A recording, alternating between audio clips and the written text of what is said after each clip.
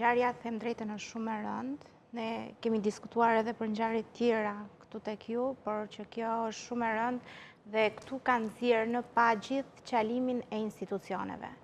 Kishim një denoncim të bërë dhe një muaj në heshtje që nuk ishte bërë asnjë veprim. Është prenoncimi i policisë që thotë është thjesht dhunë dhe duke vajtur nga komisariati në prokurori me këtë akuzën dhunë, automatikisht ajo prokuroria do kërkoj mos fillim.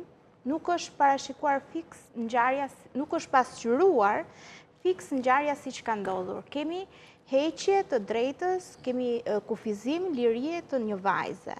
Ata e kanë marrë thjesht dhunë dhe duke qenë dhunë, 90% të rasteve prokuroria shkon në mos fillim hetimesh në të tilla raste sepse është thjesht një dhunë. Ngjarja është shumë e rëndë, kemi mosh 15 vjeçare që disponon një shtëpi në mes të Firit, që është shumë e rëndë, si e kanë marrë ata shtëpinë 15 vjeç me qira kur nuk lejohet poshtë moshës 18, kemi një 19 vjeçare që për t'ju shmangur të gjithë përgjegjësisë ligjore ka dalë me të meta mendore dhe po ndiqet dhe mendoj që kjo e gjitha është një skenar që ajo të mos marrë dënimin e merituar. Kemi një polici që referon shumë e vonesë. Kemi dhe një polici, të paktën sipas informacioneve që kam deri në këtë momente, ku një polic është pezulluar. E kupton ku jemi? Kjo Do është alarm. dilja tek kjo gjëja. Unë tani po e marr vesh, një nga kolegët po ma shkruan që një nga policët është përjashtuar për shkak se ka pretenduar. Është thjesht pezulluar. Ka bërë veprime.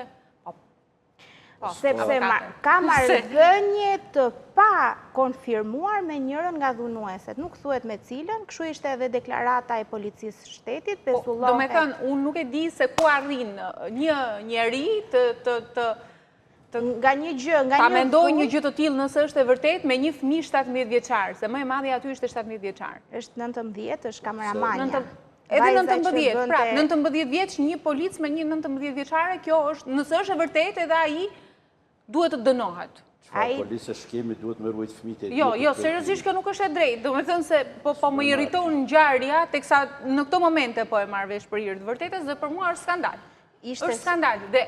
Dhe kjo e nxjerr gjithë skemën zbuluar. Nuk e justifikon përjashtimi as pak. Jo, pezullim nuk është përjashtim. Është përjashtuar, po më thonë ka konfirmuar drejtori i policisë. Gjithsesi nuk duhet vetëm përjashtim. Unë dëgjova duhet të merr masa deklaratën. ndaj atij polici. Nuk mjafton përjashtimi.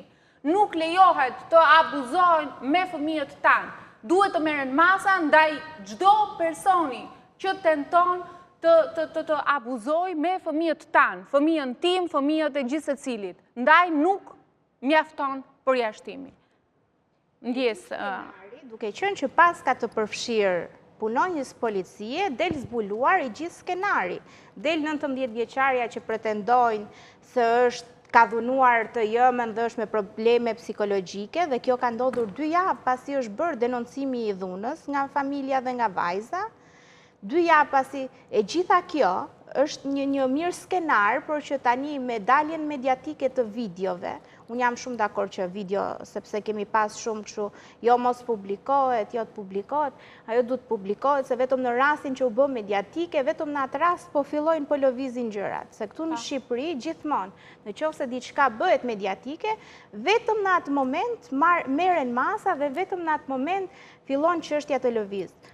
Ne e dim, kemi qenë dhe në raste tjera që në Shqipëri çudia më e madhe 3 ditë zgjat. Do ndodh një ngjarje tjetër nesër pas nesër, ne do fokusohemi ke tjetra dhe kjo do lihet në hije.